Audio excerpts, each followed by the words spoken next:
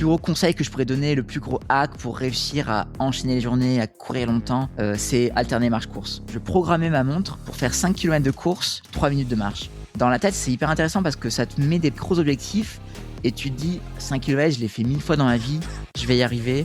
Bravo, ça c'est trop. Tu viens de faire 5 km, tu fais ton ravito, ton check, hop, tu repars. Et ça, je l'ai fait pendant 1000 km, tu vois. Et ça a été vraiment un game changer.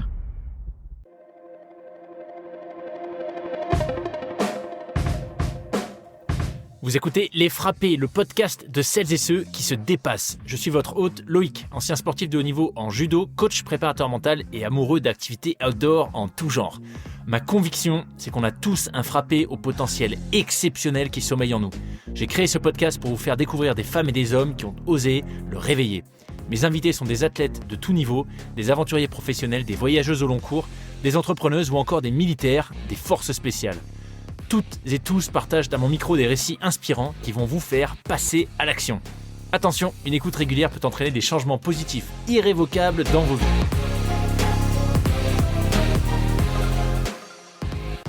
Hello Olivier, écoute, bienvenue une nouvelle fois au micro des Frappés. Je suis archi content que tu reviennes sur le podcast quasiment 3 ans après ton premier épisode. C'est beaucoup trop long. C'est beaucoup trop long, mais au moins on va avoir un paquet de choses à se raconter. Je pense qu'on va en particulier évoquer ta dernière folie furieuse que tu viens de terminer là il y a quelques jours. Ta traversée de la France en courant. Ouais. Mais voilà, on va sans doute parler de pas mal d'autres sujets. En tout cas, voilà, Olivier, ça me fait super plaisir. Moi, on était resté un petit peu en contact après ce premier épisode. Je trouve que ça avait bien fité. Et puis, je trouve que ce que tu fais, c'est archi inspirant, ultra intéressant. Donc, ravi que tu reviennes sur le podcast. Yes, salut Loïc. Ça fait grave plaisir de t'avoir à nouveau sur Les Frappés. C'est un podcast que j'adore. J'adore ta philosophie, ta bonne humeur, ton rire communicatif, donc c'est vraiment un grand plaisir de te retrouver aujourd'hui. Écoute, plaisir partagé, vraiment je suis ravi. Olivier, à l'époque 2023, on avait parlé de beaucoup de choses, de sport bien évidemment, c'était quand même le cœur du sujet, mais de sport pratiqué un petit peu différemment. On avait parlé de minimalisme, de régime cétogène à l'époque.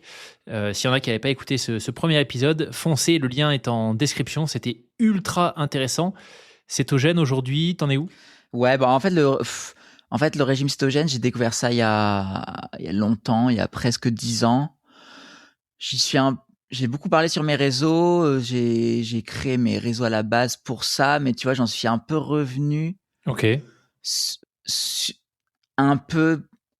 Déjà un peu parce que d'un point de vue sportif, moi, ça fait longtemps que j'expérimente un peu les régimes low carb, mais que je me suis rendu compte que sur les très gros efforts sportifs de 5-10 jours, en fait, j'étais plus à l'aise à manger plus de glucides, plus de sucre, parce que tu manges ce que tu peux, ce que tu trouves. Il faut s'alimenter, tu peux pas rester 10 jours sans rien bouffer, parce que sinon, déjà là, tu vois, j'ai perdu pas mal de poids sur ma traversée de la France. Du coup, j'étais je trouvais ça assez intéressant de plutôt être un peu dans ma vie de tous les jours, un peu plus low carb et pendant le sport, pendant les compètes, à remanger du sucre. L'UTMB, je l'ai fait comme ça et tout, tu vois, mais et aussi en ce moment, j'en parle plus sur mes réseaux parce que en fait, j'ai gagné beaucoup d'abonnés ces derniers mois, ces dernières années. Et je me suis aussi beaucoup posé la question sur ma légitimité à parler de nutrition, sur le fait que, tu vois, ces dernières années, avec pas mal de comptes que je voyais passer qui parlaient de science, qui parlaient de, tu vois, avec le Covid, etc., ou pas mal de trucs qui font qu'il y a pas mal de gens qui ont pris la parole sur des sujets qu'ils maîtrisaient pas, et en fait, ça peut être assez dangereux, je trouve. Tu vois, les gens qui parlaient du Covid, du vaccin, etc. Donc moi, je me suis un peu senti mal à l'aise ces derniers temps à me dire, tu vois, là, j'ai 100 000 abonnés qui me suivent sur mes différents réseaux. Je suis pas nutritionniste et j'ai pas forcément envie de parler de sujets sur lesquels je suis pas légitime, et aussi c'est un sujet assez clivant, tu vois. Et moi, ça me saoulait un peu de devoir défendre un truc.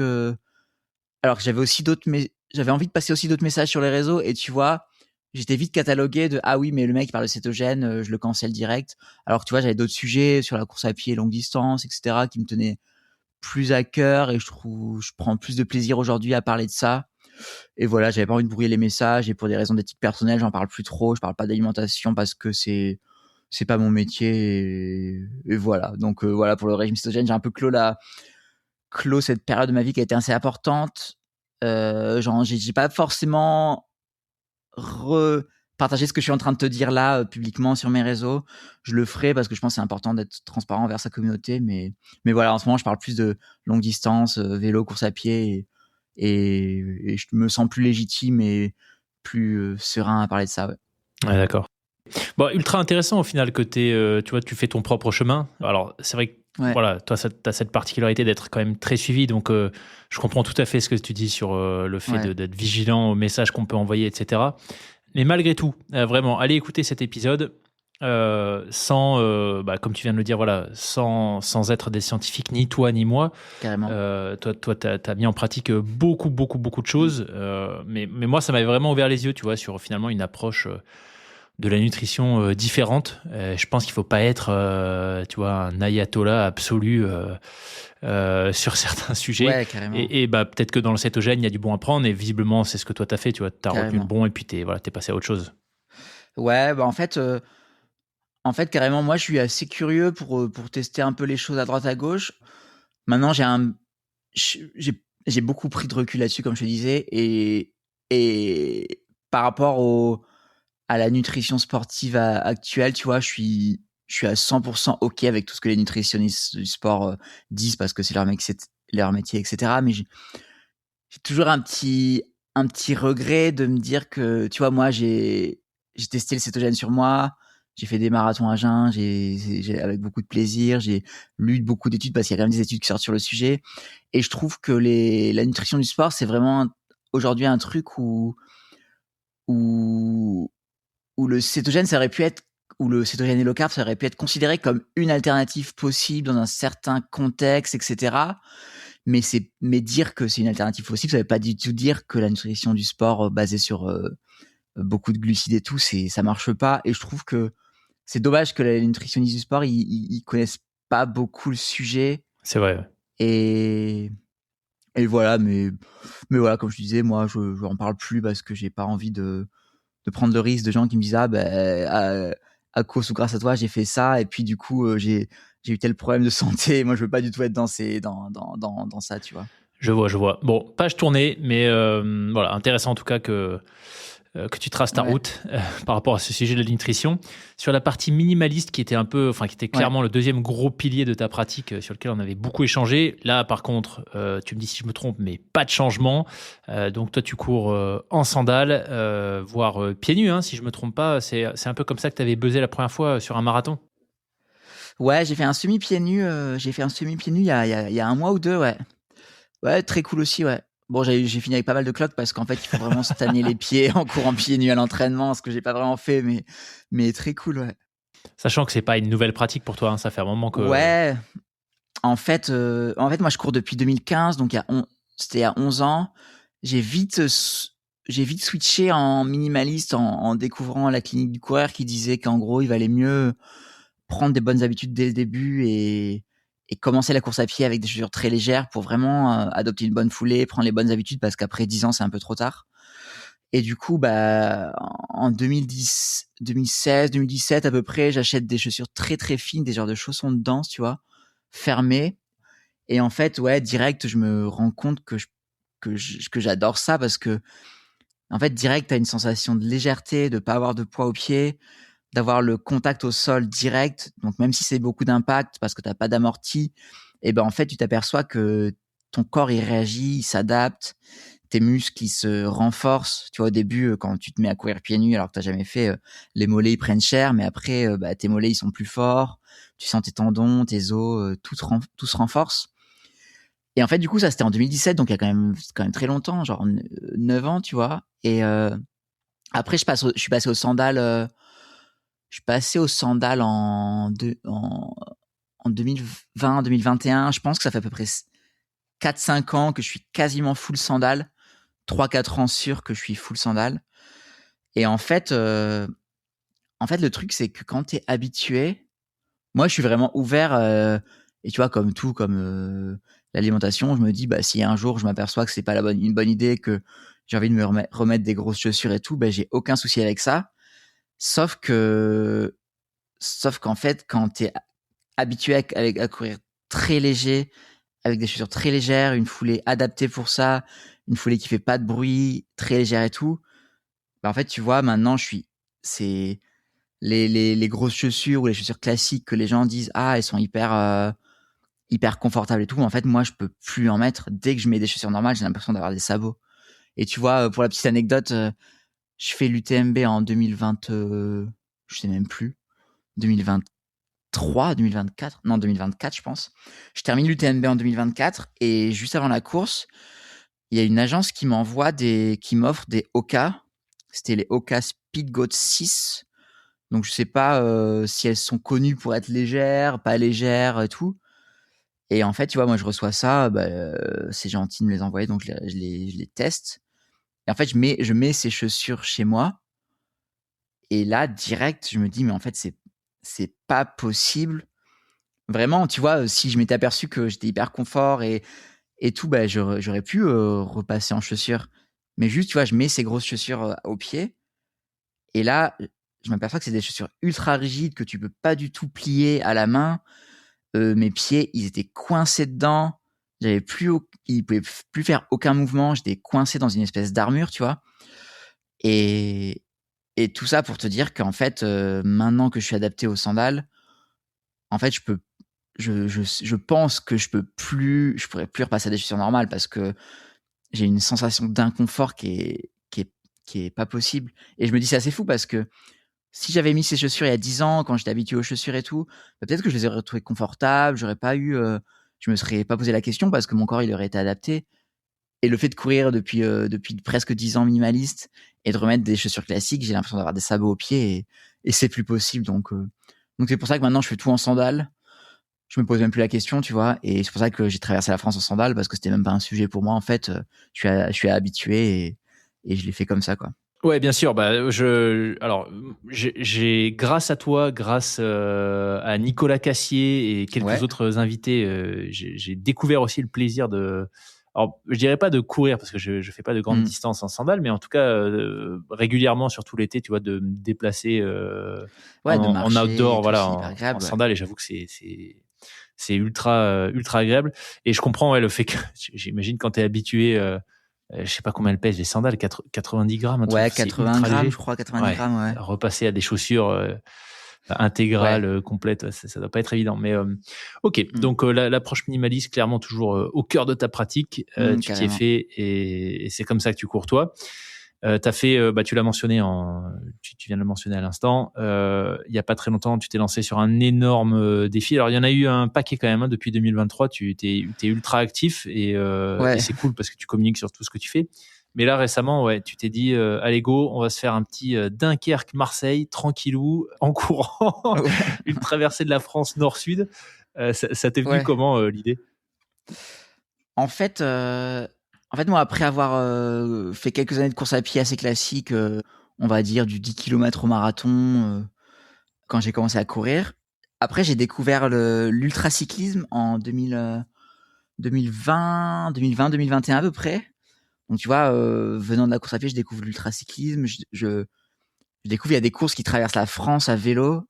Et tu vois, moi, quand je regarde la carte de France qui fait une diagonale, 2500 kilomètres, je me dis, mais en fait, c'est complètement irrationnel, c'est impossible. Mais à la fois, vu que c'est impossible, mais qu'il y a des courses organisées, ça a l'air d'être faisable. Et, et de là, j'ai commencé l'ultracyclisme. Donc, je termine 2 fois la Race Across France en 2021, 2022. 2023, je refais une autre course de 2500 km qui va jusqu'au Monténégro. 2024, un mois avant l'UTMB, je fais la Sea2 Peak. C'est la traversée de la France à VTT cette fois-ci. 2500 km aussi.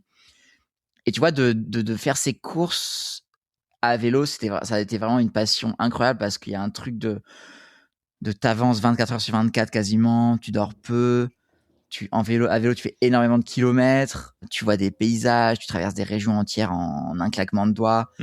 Et à la fin, tu vois, je termine ce genre de course et comme je te dis, la première fois que je termine la Race Cross France, je me suis vraiment dit, mais là, je viens de faire un truc qui était impossible, mais c'était dans mes plus grands rêves, c'était impossible, tu vois. Tu traverses la France en 7 jours, 2500 kilomètres.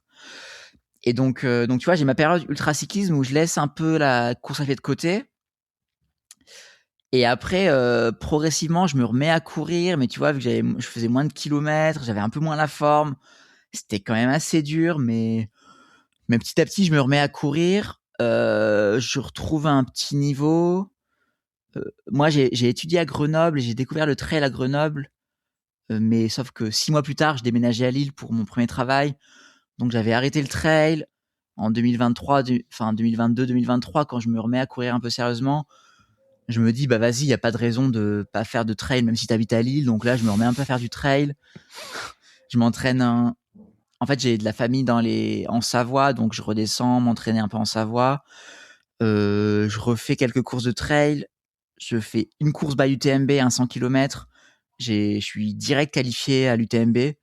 Donc ça, c'était, tu vois, en 2023-2024. Donc je me dis, écoute, je suis qualifié. J'ai l'impression que faut pas que je passe à côté de ce sésame, tu vois, parce que tu vois, j'étais pas trop dans ce délire de circuit UTMB et tout, mais je me dis, écoute, j'ai le sésame, vas-y, go, je le fais.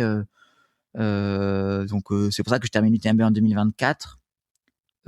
Cool, très content de l'avoir fait, d'avoir vécu un peu le truc, d'avoir vu ce mythe de l'intérieur, ce truc qui fait rêver tout le monde. Ouais, en sandales. En sandales, ouais, exactement, parce qu'en fait, comme je te disais, moi je me pose même pas la question, je suis habitué aux sandales.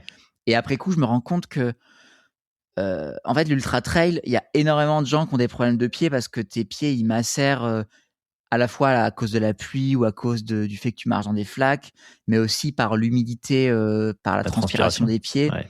Et en fait, tu sais, il y a des photos qui tournent sur les réseaux de pieds dégueulasses et tout. T'as des crevasses, beaucoup de cloques et tout. Et en fait, après coup, je m'aperçois que être en sandales, en fait, je dis pas que c'est la solution idéale, que j'aurai 0 cloque. Oui, tu peux avoir 1 ou 2 cloques quand tu cours 40 heures en sandales. Mais sauf qu'en fait, t'as les pieds qui respirent et qui macèrent moins dans leur humidité. Ce qui fait que moi, tu vois, je termine l'UTMB, j'ai vraiment les pieds dans un bon état. Tu vois, j'ai la peau qui est dans un bon état. Je lave mes pieds et j'ai pas ces crevasses, pardon, et tout. Et donc, ouais, je termine en sandales, l'UTMB. J'ai un peu de chance parce qu'en fait, l'UTMB, tu peux le courir en chaussures minimalistes ou en sandales s'il n'y a pas le kit grand froid activé. Tu vois, moi, l'année où je le fais, on a un temps idéal, pas de pluie. Je mets ma veste de pluie à la fin de la nuit, mais vraiment par confort. J'aurais pu faire tout l'UTMB en t-shirt tellement il faisait beau. Wow. Donc conditions idéales, alors que l'année suivante, je crois en 2025, c'était kit grand froid, neige en haut d'école. Donc là, j'aurais pas imaginé ce qui se serait passé.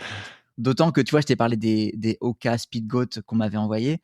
Et en fait, moi, je les avais mis dans mon sac de délestage en me disant, en fait, 2 jours avant la course, on sait pas, il peut y avoir le kit grand froid activé. Et si le kit grand froid activé, je dois courir avec ces Oka, mais j'ai jamais couru avec. J'ose même pas imaginer. Donc, tu vois, je croisais les doigts, je me disais, non, mais pitié, pas de kit grand froid. Et tu vois, genre, le jour de la course, quand à midi, tu reçois le SMS qui te dit, pas de kit grand froid activé, let's go, tu peux courir comme tu veux. Je me suis dit, oh, punaise, heureusement, parce que je sais pas comment j'aurais fait, tu vois. C'était une angoisse. Donc, on parlait de quoi? Ouais, UTMB en salle. Ouais, en fait, la traversée de la France en courant, ça me vient un peu de là, au moment où je me remets à courir, à reprendre du plaisir en course à pied. Et avec ce côté minimaliste qui me tenait vachement à cœur. Et tu vois, comme je te parlais rapidement des courses de vélo, j'avais vraiment compris un truc avec ces courses de vélo qui était que, punaise, le corps humain, c'est une machine incroyable. Et en fait, je m'étais dit en terminant ces courses de vélo que il y a un truc qui est fou de se dire, t'as fait 2500 km avec uniquement ta force physique, tu vois. Il n'y a pas d'extérieur, il n'y Il y a pas de moteur dans le vélo, il y a pas de train, de je sais pas quoi. C'est uniquement tes jambes qu'on fait ça, tu vois. Et donc, tu vois, je fais ça, je me dis, je pensais que c'était impossible, je réussis. Genre, je fais d'autres courses un peu sur le même format, mais tu vois, malgré tout, bah, la deuxième, troisième, la quatrième course que tu fais, il y avait un peu moins le truc de me dire, punaise, j'ai fait un truc qui était impossible. Tu vois, je prenais le départ de ces 2500 kilomètres en me disant, bon, je l'ai fait une fois, s'il n'y a pas de blessure, s'il n'y a pas de chute ou quoi, je sais comment on fait, normalement ça devrait bien se passer. Et au final, je passe la ligne d'arrivée, très content de l'avoir fait. J'ai vécu une semaine incroyable sur le vélo, mais il y avait moins le truc de me dire, je savais pas comment ça allait se finir, je savais pas si j'allais arriver au bout. Et aussi le côté minimaliste, peu de matériel, qui me tenait beaucoup à cœur en course à pied avec les sandales, que j'avais découvert à vélo. Tu vois, tout ça dans la tête, ça fait un peu son chemin. Et je me dis, mais en fait, c'était un peu minimaliste à vélo parce que j'avais pas beaucoup d'affaires, j'avais pas de rechange, je dormais dehors et tout. Mais malgré tout, t'as quand même une, une aide mécanique, tu vois. Un vélo, ça te fait doubler ou tripler ta vitesse, tu vois, par rapport à ce que t'es capable, ce que ton corps est capable. Et de là, à un moment donné, dans la tête, je me dis, mais le côté le plus, enfin, le plus minimaliste, avec le moins de matériel possible pour traverser la France, ben en fait, c'est pas le vélo, c'est la course à pied. Et donc là, rapidement, je me suis dit, vas-y, il faut que je traverse la France en courant parce que ça a l'air, c'est pareil. Et tu vois, il y a ce truc, c'est impossible. Mais en même temps, bah, je vais étudier, je vais chercher s'il y a des gens qui l'ont déjà fait. Je vais essayer de m'entraîner. Je savais pas trop comment m'entraîner à l'époque.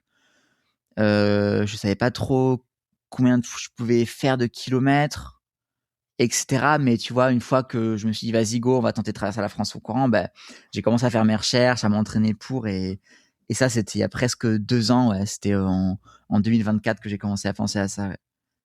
Incroyable. Ouais. Incroyable. Waouh, ok. Et du coup, quand tu as commencé tes recherches, etc., c'est quoi qui est ressorti assez rapidement sur la logistique, physiquement, ce qui était possible Ouais. En fait, déjà, tu vois, je tape sur Google traverser la France en courant. Moi, mon idée, c'était à la base de traverser la France en courant. En termes d'itinéraire, je savais pas trop quoi faire, mais rapidement, je tombe sur des gens qui parlent de l'île Nice en courant. Et en fait, je me dis, bah, en fait, ça c'est impec parce que quand j'ai commencé l'ultra cyclisme, et ben, pour me préparer pour la Race Cross France, j'avais fait exactement l'île Nice à vélo parce que j'habite à Lille et j'ai grandi à Nice. Et symboliquement, il y avait un truc qui était assez intéressant d'aller rejoindre ma famille à Nice. Donc je me dis, bah, trop bien, il y a des gens qui ont fait l'île Nice à vélo. Enfin, il y a des gens qui ont fait l'île Nice en courant. Symboliquement, il y avait un truc que j'avais fait à vélo, du coup, je vais le faire en courant. Je me dis, vas-y, let's go, je fais ça. Et après, en fait, c'est des gens qui avaient fait ça il y a assez longtemps, il y a une dizaine d'années, donc je les contacte, mais ils n'avaient pas trop d'itinéraire et tout.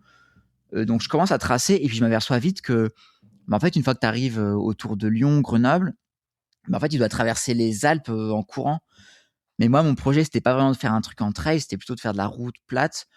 Et là, tu vois, dans mon itinéraire, je commence à voir qu'il y a des 20 000 mètres de dénivelé positif, il y a des cols, tu vois, il y a le col de Luce, la Croix-Haute à passer en courant, si t'as pas envie de faire du trail en montagne. Et là, je me dis, non, mais laisse tomber, moi, c'est pas du tout ce que je veux faire, j'ai pas envie de me taper des cols de 1500 mètres de dénivelé en courant, c'est pas du tout le projet, tu vois. Donc là, je m'aperçois que c'est pas forcément l'idéal d'arriver à Nice. Et donc, en fait, je me dis, bah, j'ai envie d'arriver à une ville, une grosse ville, hein, que les gens connaissent, qui est un peu impactante d'un point de vue symbolique, tu vois. Et je me dis, bah, il faut arriver à Marseille, parce que Marseille, c'est au milieu de la Méditerranée, c'est la deuxième plus grosse ville de France. C'est un peu un mythe, tu vois, d'arriver à Marseille, sur le vieux port, la Canebière et tout. Donc, je me dis, vas-y, let's go, je fais l'île Marseille. Donc, l'île Marseille, ça fait traverser la France. Puis rapidement, tu vois, je commence à tracer, je vois 1000 kilomètres à peu près, je me dis, ouais, c'est cool. Mais je me dis, non, mais t'arrives à la mer, tu peux pas partir de l'île. Il faut que tu pars de la mer, t'es obligé. Donc là, tu vois, j'ajoute une étape. Et pareil, je me dis, il faut partir d'une grande ville. Donc là, je me dis Dunkerque, parce que Dunkerque, c'est la plus grande ville, la plus au nord-est de France, tu vois, la plus proche de la frontière belge. Et donc de là, je me dis, ouais, mince, ça ajoute presque 100 kilomètres, ça fait, tu vois, ça, ouais, va falloir les faire et tout. Mais donc c'est pour ça que rapidement, je m'arrête sur ça, Dunkerque, Marseille. Parce que l'idée, c'est du coup, comme je te disais, il y a un truc un peu symbolique d'aller d'une mer à l'autre qui est assez stylé, rejoindre 2 grandes villes que les gens connaissent. Et donc là, je me dis, vas-y, let's go, Dunkerque, Marseille. Donc je commence à tracer l'itinéraire comme ça. Et après, en termes de comment on s'entraîne, est-ce qu'il y a déjà des gens qui ont fait ça, etc. Ben, en fait, ça, c'est assez compliqué parce que je cherche beaucoup, mais je trouve assez peu de ressources. Et je tombe sur des gens qui ont déjà fait des traversées de la France, enfin, qui ont déjà fait des grandes traversées, France, autres pays, des continents et tout. Mais en fait, c'est souvent des gens qui communiquaient assez peu sur leurs projets parce que c'est des choses qui sont assez à l'ancienne quand même. Il y a un Français qui est assez connu, qui a fait des choses assez folles, qui a traversé tous les continents en courant, qui s'appelle Serge Girard. Donc tu vois, j'essaie de le contacter, il a pas beaucoup de temps et tout, mais je lis un peu ses exploits. Et d'un côté, il y a donc des gens qui ont fait vraiment des exploits, qui ont fait des records sur traverser des États-Unis d'est en ouest ou des trucs complètement fous comme ça. Eux, ils sont plutôt sur un mode ils courent des années entières sur des 80 km par jour à peu près. Ah ouais, oh, ouais, donc des choses assez folles. Tu vois, Serge Girard, je veux pas te dire de bêtises, mais dans mes souvenirs, il traverse les États-Unis d'est en ouest parce que c'est son projet, d'une côte à l'autre. Et une fois arrivé à son point d'arrivée, il se dit, là, j'ai fait l'aller, il faut que je fasse le retour. Et je crois que c'était pas trop prévu à la base, mais au final, il se met à faire le retour, tu vois. Donc, il fait genre, je sais pas, 8000 km en tout, donc des choses assez folles.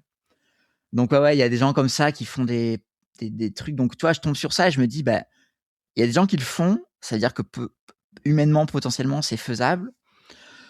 Et en fait, c'est assez marrant parce que moi, quand je lance mon projet en 2024, j'ai cette envie d'en parler sur les réseaux, de parler d'un projet assez fou et tout. Sauf qu'entre le moment où j'en parle, en octobre-novembre 2024, j'en parle en octobre 2024 pour partir en octobre 2025, en fait. Donc, je me dis, j'ai 1 an pour me préparer, pour communiquer dessus, faire monter la sauce un petit peu, parler de ma prépa, etc. Et en fait, c'est marrant parce que moi, je me dis, bah, sur les réseaux, il y a personne qui a communiqué sur ce genre de projet. Et entre-temps, bah, il y a plein de gens qui se sont mis à faire des grandes traversées, tu vois. et à la fois, je me dis, c'est trop cool. Et à la fois, je me dis, bah, punaise, mon projet, ça va pas être un projet un peu unique. Mais je me dis, c'est trop cool parce qu'il y a plein de gens qui font ce genre de choses, qui en parlent, ça fait beaucoup de bruit. Il y a Joggeuse qui a fait Paris-Milan. Il y a Courir pour toi qui a fait un Tour de France en courant. T'as Nico, Avant ça, il y avait Nicolas Van Den Elsken, exactement. Yes. Avant ça, qui est un pote parce que moi, je l'ai contacté en me disant, bah, je lui ai posé toutes les questions. Comment on fait 110 marathons en 110 jours? Comment on traverse la France en courant? Donc, il m'a donné énormément de conseils, ce qui m'ont énormément aidé. On a aussi beaucoup échangé sur son asso Univers Sport. Donc, moi, je suis rentré dans l'asso Univers Sport. Ok. Parce qu'à travers ce projet, il y avait aussi des messages un peu sur le minimalisme, la sobriété, mais pas uniquement que sur les sandales, aussi sur le fait que bah, traverser un pays, son propre pays, et vivre une aventure sportive incroyable en partant quasiment de chez soi plutôt que en prenant l'avion pour aller à l'autre bout du monde. Tu vois, moi, ça me tenait assez à cœur d'avoir ce côté. J'ai fait une aventure sportive folle d'un point de vue sportif, mais aussi limitée en termes d'émissions de CO2. Donc, il y avait tout ça qui rentrait en jeu, etc. Et donc, ouais, par rapport aux gens, comme je te dis, moi j'ai pas beaucoup je trouve assez peu de choses sur Internet finalement. Mais en gros, je vois qu'il y a plusieurs façons de faire. Il y a les ultra coureurs un peu à l'ancienne, Serge Girard, etc., qui font beaucoup de kilomètres, mais qui sont suivis par un camping-car d'assistance. Et à la fois sur les réseaux, commence à y avoir beaucoup de gens qui font des longues choses et traverser la France en courant, mais eux qui sont plutôt sur un mode ils font à peu près 1 marathon par jour. Et en gros, moi, tu vois, je regarde quand je commence à tracer, je me dis concrètement, est-ce que je suis capable de faire un marathon par jour? Est-ce que je suis capable de faire plus? Et en fait, moi, il y avait quand même beaucoup ce truc de le faire le plus rapidement possible, mais pas forcément d'être dans un truc de performance absolue, ultime, de record à la base et tout, mais plutôt de me dire, mais en fait, moi, j'avais adoré quand je faisais des courses d'ultracyclisme, le truc de tu pars au lever du jour, ou tu pars, il fait nuit, tu cours, tu roules toute la journée et tu arrives à, je sais pas, 22h, minuit, mais vraiment, tu roules du lever au coucher du soleil. Et moi, ce truc en ultracyclisme, c'est vraiment un truc qui m'a marqué vraiment très profondément, que j'ai adoré. Et c'est pour ça que quand je commence à réfléchir à mon projet de traverser la France en courant, bah, je me dis, faire un marathon par jour, c'est un exploit sportif qui est démentiel. Mais moi, j'aime bien ça, mais ça m'intéresse pas trop d'être en mouvement que, on va dire, bah, tu vois, un marathon, en gros, ça dure 4 heures. Là, vu que je vais être plus lent parce que ça va être faut enchaîner les journées. Ok, bah, tu vois, je vais être 5-6 heures dehors. Ça veut dire que je vais partir à 8 heures du matin. Mais en fait, à 13 heures, je suis à la maison, tu vois. Ouais. Donc, tu vois, rapidement, je me dis, bah, peut-être que c'est ma limite physique, mais en même temps, tu vois, je vais faire quoi? Je vais courir de 8 heures à 13-14 heures. Bah, à 14 heures, je vais être à l'hôtel. Bah, je fais quoi, tu vois? J'attends, je mange, je sais pas ce que je vais faire. Et tu vois, il y avait ce truc de me dire, bah, je comprends qu'il va falloir que je me ménage physiquement, mais ça m'intéresse pas trop d'être en mouvement que 5-6 heures dans la journée. J'ai envie d'être en mouvement, je sais pas, 10, 12, 15 heures. Donc, tu vois, rapidement, j'essaie de faire un mélange des deux entre les gens qui ont de l'expérience et qui font tant de kilomètres, moi qui a pas trop d'expérience, mais qui a envie d'être longtemps en mouvement. Et il y a ça qui fait que dès que j'annonce le projet, bah, je me dis, en fait, je comprends que physiquement, il va falloir que je m'entraîne, donc que j'augmente mon kilométrage à l'entraînement hebdo, mensuel, pour vraiment habituer le corps à ces chocs. Parce que contrairement au vélo, qui est un sport porté où globalement, t'as des risques de blessures, mais qui sont finalement assez limités, qui sont beaucoup sur les genoux, sur les tendinites du talon d'Achille, etc. Parce que c'est un sport très répétitif. Donc, si t'as une mauvaise position, tu peux te blesser, mais t'as quand même moins d'impact. Là, je m'aperçois direct qu'en fait, si tu veux être capable de courir beaucoup de kilomètres chaque jour, bah, il faut que j'augmente mon kilométrage à l'entraînement. Donc, progressivement, j'augmente et tout. Et après, en augmentant mon kilométrage à l'entraînement, j'atteins un plateau autour de 100-130 km par semaine, en me disant, bah, faut que je fasse le plus de kilomètres possible, mais il faut pas que je me blesse. Donc, j'étais toujours dans un truc de faire beaucoup de volume, et dès que j'avais une petite gêne, j'essayais de réduire. Donc, j'étais un peu dans la jugeote, un peu au feeling. Et après, dans mon entraînement, je commence à faire des longues sorties, mais tu vois, on va dire, je commence à faire des marathons à l'entraînement, donc des 40-50 km. Je me dis, ok, ça passe bien, mais est-ce que je peux repartir le lendemain? Et tu vois, là, je commence à faire mes premières longues sorties même plus que marathon, tu vois, je commence à faire des 60, 70, 80 km. Sauf que je me réveille le lendemain, et là, bah, je suis dans mon lit et je me dis, bah là, je peux plus bouger, je peux plus courir, tu vois. Tu vois, j'ai dans mon début d'entraînement, il y a un entraînement qui a été assez marquant pour moi, qui a vraiment marqué le début du projet. C'était un Lille-Dunkerque. Donc, tu vois, ce qui est marrant, c'est que c'est l'étape inverse de ma première étape au final. Donc, je fais Lille-Dunkerque, je fais à peu près 80-90 km. En one shot. En one shot, tu vois, donc trop bien. En plus, je fais une vidéo et là, la vidéo, elle buzz pas mal. Je fais des centaines de milliers de vues. Je sais pas, 300 ou 500 000 vues. Donc, c'est aussi le début où je m'aperçois que, punaise, je fais des vidéos sur les réseaux, que d'un coup, ça pop un peu. Donc, c'est assez marrant. Donc, ce Lille-Dunkerque incroyable. J'arrive à Dunkerque, j'arrive à la gare, je peux plus marcher, je prends le train, j'arrive à Lille, je me réveille le lendemain. Et je me dis, bah vas-y, le lendemain, je vais me faire mon petit footing de 5 km juste pour voir.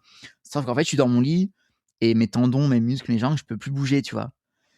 Et là, ça a été un bon électrochoc parce que je me dis, ok, t'as fait peut-être une étape de ce que t'as envie de faire en termes de nombre de kilomètres à peu près. Sauf que tu peux plus bouger et tes tendons, ils sont en feu.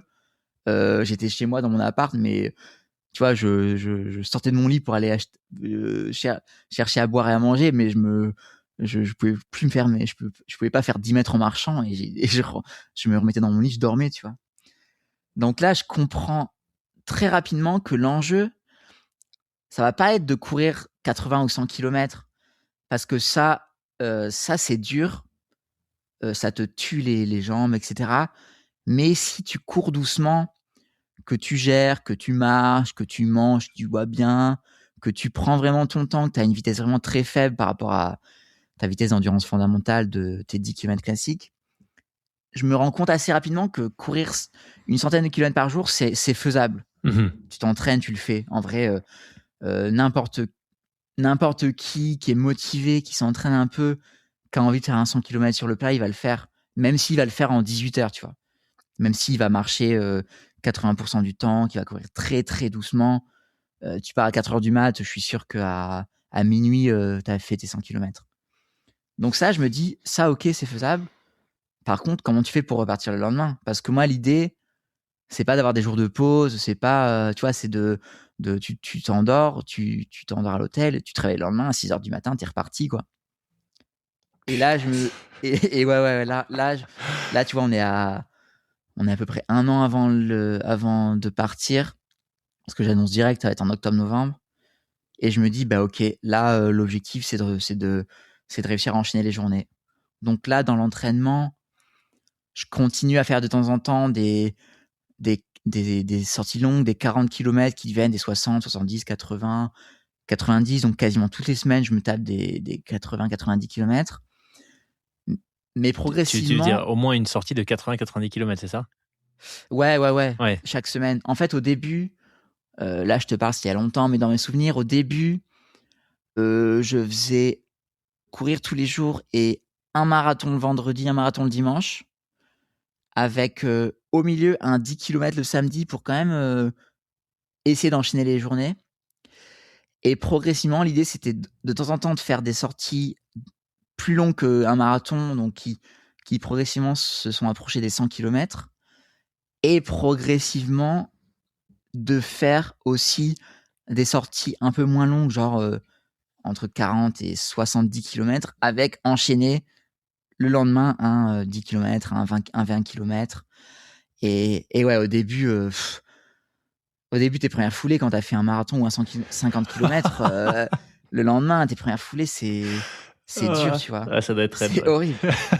Mais malgré tout, tu vois, je m'aperçois que progressivement, ça se passe de mieux en mieux et j'arrive à recourir le lendemain. Et tu arrives à esquiver les blessures dans cette première phase? En fait, c'est comme je te disais tout à l'heure, c'est vraiment, j'ai aucun plan d'entraînement, j'ai aucune idée préconçue de dans un mois, je dois faire tant de kilomètres par semaine, j'en avais aucune idée. Donc, tu vois, j'étais sur un plateau à 130 à peu près kilomètres par semaine, ça se passait très bien. Et après, avec les longues sorties et tout, j'arrivais à mettre des pics à quasiment entre 160 et 200 km par semaine de temps en temps. Oh, punaise. En me disant, et tu vois, je me dis, mais le corps, il tient, quoi. Et en fait aussi pour tenir, j'avais complètement réduit les sorties plus intenses, enfin les fractionner à vitesse et tout, donc je faisais quasiment plus de vitesse. Et donc ouais, l'entraînement il se passe comme ça de mois en mois. Je m'aperçois que j'arrive à enchaîner et progressivement j'arrive à faire 2 sorties longues par enchaînées, tu vois. Et là je me dis cool, trop bien. En parallèle, je bossais beaucoup sur mon itinéraire. Et là, quand je trace mon itinéraire, je m'aperçois qu'en fait, le nombre de villes en France qui sont assez grandes pour avoir des hôtels ou des hébergements, et en fait, tu passes dans des régions où il y a peu de choses, tu vois, dans le nord de la France, on va dire, entre Lille, la Picardie, tu arrives en Champagne, punaise, je m'aperçois qu'il n'y a pas beaucoup de villes pour dormir. Et donc, en fait, je m'aperçois que c'est soit tu fais une ville tous les 50 km, soit tu fais une ville tous les 100, 110 km, mais tu t'as pas une ville tous les 80, 90 km. Donc direct, je trace en me disant, écoute, ok, là, en gros, il y a une étape qui allait de Reims à Troyes, mais il y avait pas moins long, tu vois. Il y a pas C'est genre ultra 20 km. intéressant ça. J'aurais jamais pensé à cet aspect, tu vois, logistique.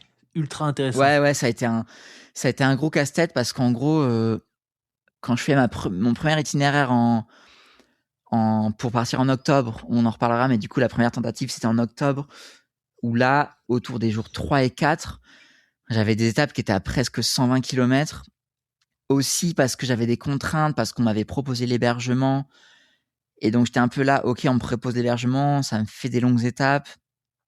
Mais en même temps, j'ai pas trop le choix. Mais avec le recul, j'aurais pu avoir le choix en refusant les hébergements qu'on m'avait offerts. Mais tu vois, t'es un peu dans des trucs t'es dans des arbitrages qui sont assez compliqués. Et ouais, la première fois, je crois, j'enchaînais 110, 120, 115, tu vois. Mais en fait, c'était beaucoup, tu vois. Donc Oh là la deuxième là. partie, la deuxième tentative, j'ai tout retracé en me rendant compte que je vais être sur des étapes un peu extrêmes. Où à ce moment-là du parcours, mes plus longues étapes, c'est 112, je crois. Mais sinon, c'était 104, 105, 108. Déjà là, j'étais vraiment à la limite de ce qui était faisable, ce qui était enchaînable. Donc, Et donc typiquement, pardon Olivier, mais par rapport à ouais, ce que tu disais un peu plus tôt là sur le fait que toi, ce qui t'intéressait, c'était d'être en mouvement plutôt que tu vois de finir ta journée à midi 13, 14 heures.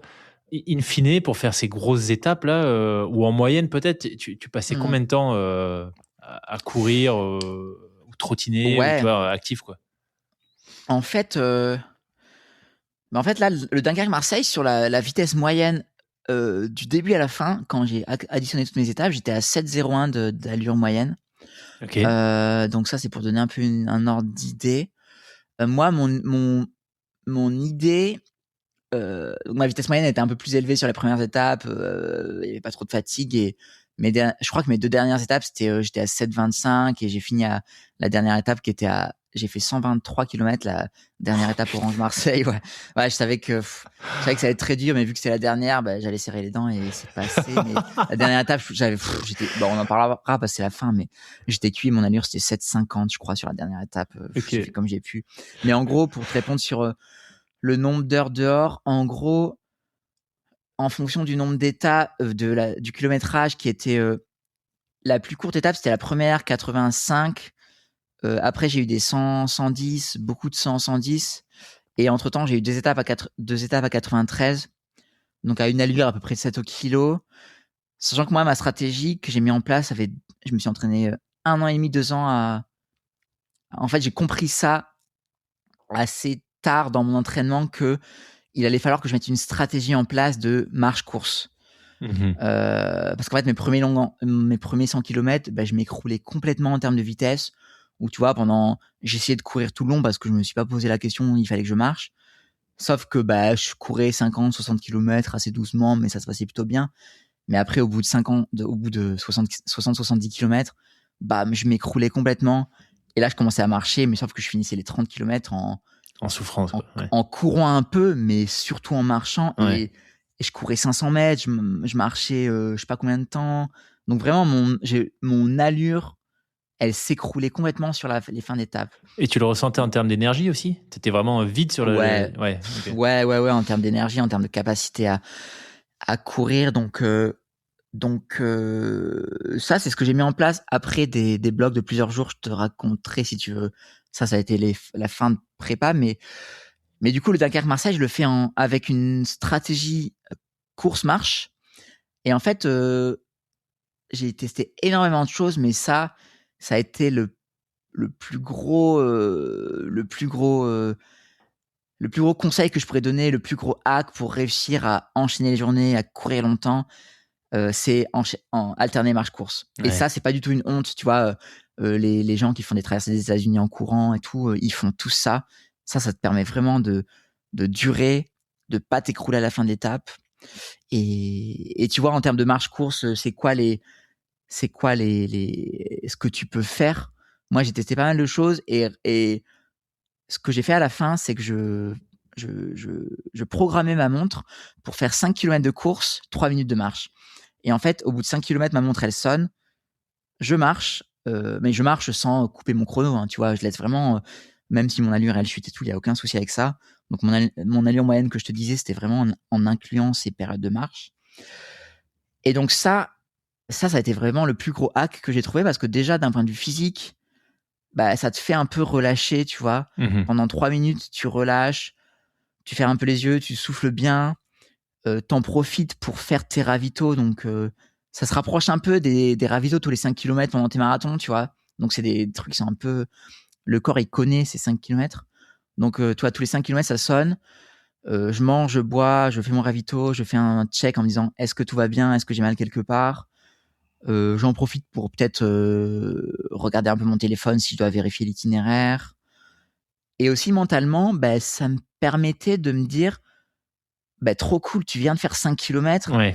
5 km, c'est rien du tout. Tu vois, 5 km, c'est une demi-sortie des sorties quotidiennes que je fais à l'entraînement, tu vois. Tu vois, quand tu vas courir 5 km pour aller faire un footing, bah, dans la tête, c'est hyper intéressant parce que ça te met des micros-objectifs et tu te dis 5 km, je l'ai fait 1000 fois dans ma vie, je vais y arriver. Bravo, ça c'est trop. Tu viens de faire 5 km. Tu fais ton ravito, ton check, hop, tu repars. Et ça, bah, je l'ai fait pendant 1000 km, tu vois. Et C'est ça a ultra été vraiment intéressant. un game changer. C'est ultra intéressant parce que tu as fait, je sais pas si tu avais travaillé avec un prépa mental ou si tu t'étais intéressé au sujet, mais en fait, c'est typiquement, tu vois, un exercice de prépa mental, de découper tu vois, la grosse étape en plus petites étapes et te concentrer sur le positif, etc. Ultra intéressant. Et tu avais testé quoi d'autre par curiosité sur ce format marche-course? Et je te pose la question parce que je l'ai testé, je le teste occasionnellement, tu vois, depuis quelques temps. Et là, sur ma tentative de Tour des Géants en début d'année où je me suis blessé, je l'ai mis en place dès que j'ai senti les douleurs, donc kilomètre 4. Ça m'a pas trop aidé, mais je suis assez. Mais moi, j'étais sur un format. Je sais plus. Je crois que j'avais fait 30 secondes, et après je comptais, tu vois. Donc je faisais 50 foulées, 50 pas en courant, 50 pas en marchant, 50, tu vois, donc des timings, des fréquences beaucoup plus rapides et courtes que ce que tu as fait. Ouais. Bah, en fait, déjà en trail, c'est un peu différent que sur le plat parce que moi, j'étais vraiment, à part un peu de dénivelé de temps en temps, mais vraiment sur une optique de c'est tout plat, donc tu peux gérer ton allure. Alors qu'en trail, je pense que c'est plus difficile à mettre en place parce que tu marches forcément en montée, donc tu te laisses un peu plus porter par ce que le terrain t'impose. Mais en fait, le 5 km 3 minutes, ça te fait un truc, en gros, à peu près 10% de marche, peut-être un peu moins, parce qu'en gros, ton 5 km, tu vas le faire en 30 minutes si tu es à 10 km/h. Bon, moi, j'étais plus long que 10 km/h, donc ça prenait un peu plus de 30 minutes. Mais tu vois, en gros, ça te fait 10% de marche pour... 10% de marche, 90% de course. Mais ce 5 km 3 minutes, bah, tu peux très bien faire aussi des intervalles plus courtes, genre 3 km 2 minutes ou 2 km 2 minutes, 2 km 1 minute 30, tu vois. Et en fait, moi, j'ai pas trop dérogé sur le 5 km 3 minutes qui était facile à tenir, surtout sur le début, jusqu'à peut-être 70% des étapes. Et en fait, quand ça devenait très, très dur, où c'est vrai qu'à la fin des étapes quand j'étais quand même bien avancé dans la traversée, que ça devenait trop dur, ben en fait, j'ai essayé de switcher sur des intervalles plus courtes, plutôt 2 km, 2 km et demi, 1 minute, 1 minute 30. Là, faut pas hésiter à switcher sur des intervalles plus courtes, mais il y a vraiment un truc que j'ai compris sur tous les tests que j'ai fait à l'entraînement, c'est que en termes de vitesse moyenne, ça te fait pas du tout chuter ta vitesse moyenne. Voir si t'es plutôt en forme et tout, et ben en fait ça va, ta vitesse moyenne elle va être la même que si tu cours tout le temps, voire un peu meilleure, parce qu'en fait le fait de marcher, bah forcément tu marches, t'es plus lent quand tu marches, mais le fait que ça te économise, bah tu vas courir un peu plus vite quand tu cours. Et en fait, même si t'es plus lent, bah je me suis aperçu que que ça me faisait courir, ça me faisait marcher à, je sais pas, 9 ou 10 au kilo, mais vu que je cours à 7 au kilo, tu vois, et ben en fait, le delta entre ma vitesse de marche et ma vitesse de course, elle est pas si grande que ça. Je marche pas beaucoup plus lentement que je cours. Et vu que les intervalles, ils sont assez limités en temps, et ben en fait, ça me faisait ça me faisait perdre quasiment pas de temps, ou ça me faisait perdre genre 20 secondes, tu vois. Donc c'est hyper intéressant. J'ai ultra beaucoup testé ça à intéressant. l'entraînement, donc ouais, faut pas hésiter à marcher et courir si les gens se lancent dans genre j'ai envie de faire un marathon alors que j'ai jamais fait de marathon de ma vie à l'entraînement, ou j'ai envie de faire un 100 km pour le défi. Je pense que c'est un passage obligé de marcher un peu. Ouais. Ralentir pour aller plus vite au final, hein. C'est un peu Carrément. ce dicton, C'est carrément ça. Et mais pour se préserver, festina lente, tu vois, tais-toi lentement. Mais du coup, tu parlais tout à l'heure un peu plus tôt, là, t'évoquais rapidement un dernier gros bloc d'entraînement sur lequel tu as eu cette prise de conscience. C'était quoi exactement? Comment ça s'est présenté la fin de cette phase-là?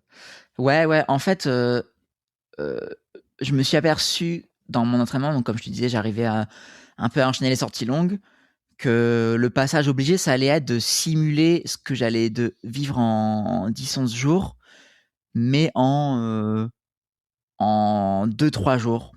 Et en fait, c'est pour ça que mes entraînements un peu clés, c'était de me mettre en simulation ce que j'allais vivre, mais sur moins de jours, mais sur 2-3 jours. Tu vois, quand tu fais un marathon ou un trail, si tu fais un trail de 20 heures, tu vas faire dans ton entraînement une sortie de 10-15 heures pour simuler un peu moins long, mais dans les mêmes conditions. Là, l'idée, c'était de faire des 3 jours, même kilométrage journalier, même contexte de matériel pour tester le matériel, dormir à l'hôtel, etc. Pour voir comment ça se passe, comment j'allais réagir sur... tu vois, c'était 3 jours. Donc, en gros, j'ai fait à peu près des 100 km par jour ou un peu moins. Donc, ouais, tu vois, j'ai fait... pour ça, j'ai fait plusieurs blogs. J'ai fait un Lille-Amsterdam. C'était la première fois que j'ai testé ça. Je crois que c'était 260 km, un truc comme ça. J'ai fait un Lille-Paris, 288 km, je crois. Et le dernier, c'était un Paris-Lille, donc dans l'autre sens, un peu moins long, mais j'avais fait tracer un peu plus droit. Donc ouais, tu vois, c'était hyper intéressant comme test. C'était voir, ok, fais à peu près 300 km en 3 jours ou un peu moins, et vois comment le corps réagit. Et là, j'étais assez bluffé parce que, ouais, carrément, quand tu finis un 100-110, c'est dur de repartir le lendemain. Mais avec tous les kilomètres à l'entraînement et tout, finalement, ça s'était plutôt bien passé. J'arrivais à repartir le lendemain, à refaire un 80-100 km le lendemain. Incroyable. Pour finir un bloc de, à peu près entre 250 et 300 km. Ouais. Donc là, c'était vraiment les derniers blocs de tests. Et vu qu'il s'était bien passé, je m'étais dit, bon, écoute, t'as réussi 3 jours, maintenant, il faut en faire 10, 11. Normalement, ça devrait bien se passer, mais c'est l'inconnu quand même, tu vois. Ouais. Incroyable. Ultra intéressant. C'est vraiment fascinant cette notion d'adaptation du corps, etc. Et en fait, je me demande si c'est pas plus dur de faire ce que tu as fait, c'est-à-dire d'enchaîner, mais avec des temps de pause, tu vois, pendant lesquels, alors oui, tu as de la récup, mais tu as aussi un relâchement nerveux, etc. Et le fait de relancer la machine. Je me demande si c'est pas plus facile finalement, enfin plus facile entre guillemets, hein, de faire un 300 bornes one shot que ce que tu fais de faire 3 fois 100 bornes avec des gros temps de pause, etc. Entre les deux. Je sais pas. Ouais, c'est possible. C'est possible. Il y a un facteur qui est qu'en trail, si tu enchaînes, tu fais un 100 miles, un Thor ou quoi. Enfin, un Thor, c'est pas pareil parce que tu dors. Il y a quand même le facteur de la fatigue, du sommeil, de l'endormissement et tout, que moi, j'ai pas connu parce que moi, j'avais quand même des bonnes nuits. Je dormais plus de 6 heures par nuit, tu vois. Donc, il n'y avait pas ce facteur de manque de sommeil. Mais il y avait quand même le truc le redémarrage qui est dur. En fait, au début, c'est juste un peu de la fatigue musculaire. T'as pas trop les tendons cramés et tout. Donc, je repartais plutôt bien, tranquille les premiers kilomètres pour se remettre un peu en route. Mais sauf qu'en fait, il se passait un truc, c'est que les jours passant, le soir, je boitais quasiment, tu vois, j'étais vraiment KO, KO. Et en fait, les derniers jours, j'étais vraiment sur le fil parce que j'ai commencé à avoir des débuts de blessures, un tendon d'Achille qui a commencé à vraiment gonfler les 2-3 dernières étapes. C'était vraiment horrible. De l'autre côté, le muscle du releveur du pied qui était HS, enfin, tu vois, qui était vraiment, j'avais trop mal. C'était vraiment horrible. Et à ce moment-là, tu vois, les redémarrages, c'était Mentalement, j'essaie de pas y penser, de pas me dire, OK, il va se passer quoi quand je vais repartir à 7h du mat. Mais clairement, les premières foulées, c'était horrible.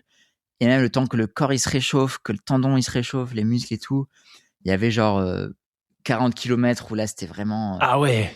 souffrance, je serrais les dents, j'avais trop mal. Ah ouais, non, mais le tendon d'Achille, laisse tomber, quoi. Je pensais que t'allais me dire 40 Foulée. minutes. J'allais dire, ouais, c'était long, 40 minutes. Ah 40 non, kilomètres. non, Ah je ouais. te jure que les dernières étapes, c'était horrible, quoi. Et après, après, à un moment donné, enfin, en fait, c'est horrible parce que c'est à la fois des douleurs horribles qui te lancent à chaque foulée, mais tu vois, j'étais en contact avec des médecins de la clinique coureur on faisait vraiment des checks en me disant, OK, est-ce que c'est grave ou pas? Est-ce que ça t'empêche de courir ou pas? Est-ce que la douleur, elle augmente ou pas? C'est vraiment ça la question, c'est qu'en fait, bah, tu te doutes que quand tu fais des choses aussi extrêmes, bah, il y a un moment donné où le corps, il est à la limite, donc tu vas avoir mal. Mais la question, c'était est-ce que la douleur, elle augmente ou pas? Donc, on a vite compris que c'était des douleurs qui étaient là, mais globalement, une fois que le corps était chaud, bah, je sais pas pourquoi je ressentais moins la douleur. Est-ce que c'est parce que le corps était chaud? Est-ce que ton cerveau, il oublie? Est-ce que tu t'es habitué? C'est mystérieux parce que je peux dire que je suis vraiment allé au plus loin que ce que mon corps a été capable d'enchaîner et d'encaisser. Donc ouais, au bout d'un moment, bah, le corps, il est chaud, tant que t'avances et que tu sens que c'est pas une douleur qui augmente, bon, bah, écoute, tu mal, mais t'avances et ça passe. Mais tu vois, le dernier matin, quand je pars d'Orange, déjà, à chaque fois, c'est un soulagement quand même de dire: «OK, bah, j'ai eu mal aujourd'hui, mais je suis arrivé le soir, j'ai validé cette étape. Maintenant, t'oublies tout, t'oublies la douleur, t'oublies tout, tu vas te coucher et on repart le lendemain au charbon et on verra ce qui se passe». Mais le dernier matin, quand je pars d'Orange, que je sais que j'ai 123 kilomètres à peu près à courir, je sais que je vais arriver à Marseille, que je vais avoir mal, mais que normalement, si tout va bien, bah, le corps, il va réussir la dernière étape parce qu'il a quand même tenu tout le long. Mais clairement, là, je suis dans un état où je suis, je pars le matin, tu vois, je pars à 4h du mat pour essayer d'arriver pas trop tard à Marseille. Et là, les premières foulées, je me dis, mais c'est horrible, qu'est-ce qui va se passer? Tu vois, c'est un calvaire. Oh là là. Ça me fait mal vois, pour toi d'imaginer ouais, le c'était truc, tu vois, horrible. des premières foulées à te dire en même temps, c'est la dernière étape, mais en même temps, il reste 123 bornes. Ouais, donc là, non, mais là, mon cerveau, je pense à rien, je me dis, OK, bah, tu réfléchis pas, tu te dis pas, il reste tant de kilomètres, bah, ça va être trop long. Ouais. T'avances et on verra bien, tu vois. Donc là, les premières foulées, laisse tomber, je suis marche-course, genre 10 pas en courant, 10 pas en marchant, je serre les dents, bah, ça fait trop mal et bon, bah, tu vois, au bout d'un moment, ça passe, les kilomètres, ils s'enchaînent un peu vite fait, tu vois. Je fais 20, 30 kilomètres, j'arrive à courir un peu. Mon allure, elle se stabilise, là, je regarde, je suis à peu près à 7,30 au kilo, je me dis, bon, bah, écoute, ça a l'air d'aller, hein. Donc, tu vois, je regarde pas les kilomètres qui passent, je me dis pas, parce que tu vois, si tu te dis, bah, OK, t'en as fait 25, il t'en reste 100. Ouais, non, l'enfer, faut pas faire ça. Ouais, Donc là, tu vois, là, je débranche le cerveau, j'avance, je me dis, tant que t'arrives à courir un peu, bah, c'est bon, tu te rapproches, l'allure, il est ce qu'il est, t'en sais rien. Enfin, ça sert à rien de regarder. Donc, tu vois, je finis la dernière étape comme ça, mais dur, quoi. Ouais, horrible, ouais, assez horrible. Oh là là. Et alors attends, avant qu'on parle de l'arrivée en elle-même, c'était quoi, par curiosité, la trace dans les grandes lignes Orange-Marseille? Pour rester sur du plat, t'as fait quoi? Écoute, Orange-Marseille. Est-ce que t'es pas là, passé par je vais te Aix, dire, je j'imagine, regarde non? ça. Non, je suis pas passé par des grandes villes parce que ça me faisait rallonger. En fait, j'avais pas trop de souvenirs. Tout ce que je peux te dire avant que mon téléphone se rallume là, c'est que la fin d'étape, elle a été horrible, mais horrible. Parce que déjà, il y avait là, il y avait un peu de dénive sur cette étape. Donc, bah, c'est du dénive qui va faire rire les trailers. Mais en gros, j'avais à peu près 700 mètres de dénivelé positif qui était sur une montée de 100 ou 200 mètres un peu au milieu de l'étape. Et après, pour arriver à Marseille, un espèce de truc de 300 ou 400 mètres de dénivelé où quand je voyais le truc, quand je voyais le tracé, je me dis, ça va être chaud, je vais beaucoup marcher. Mais en fait, ça a été un dénivelé qui était assez long sur des pentes pas très raides, genre de peut-être 4%. Et finalement, j'ai réussi à tout faire en courant, mais à petite foulée. Je pense que je vais être à 6 km/h, tu vois. Mais malgré tout, le fait d'avoir tout fait en courant, c'était assez cool. Enfin, je me suis dit, trop bien, ça va vite passer, mais c'était interminable. C'était genre un 25 km à 3%, tu vois, à 6 km/h. Mais ça m'a fait basculer sur Marseille par une espèce de zone commerciale horrible. En plus, c'était un samedi soir autour de 18h, 19h. Donc ça, tu vois, c'est genre... à ce moment-là, il me reste 20 km jusqu'à l'arrivée. Mais tu vois, je suis en mode... je suis sur des espèces de routes, des entrées d'autoroutes nationales horribles. À 18h, les gens qui finissent leur journée de shopping en voiture. Donc ça, immonde.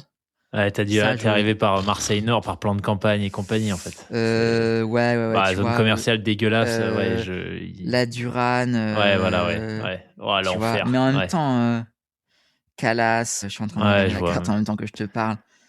Septaine-les-Vallons. Mais en même temps, tu vois, moi, il fallait quand même que j'arrive que je trace au plus court.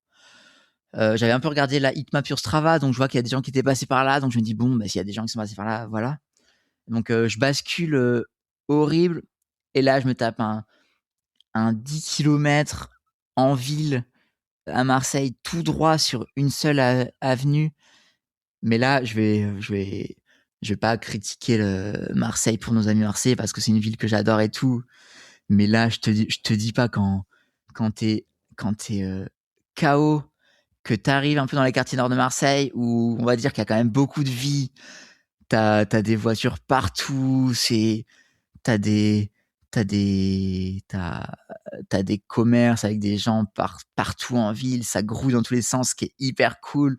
Mais à la fois, toi, t'es là à essayer de courir. Tu vois, les derniers jours, les derniers kilomètres, le moindre changement de revêtement, la moindre pente sur le bitume, le moindre petit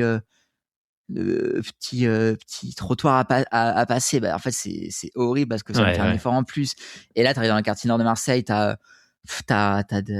les trottoirs dans un état pas possible, t'as des trottoirs à monter pas tout le temps, des voitures à esquiver, garées dans tous les sens. Donc, et là, pendant 10 km, j'avance plus, tu vois, je suis à une allure horrible.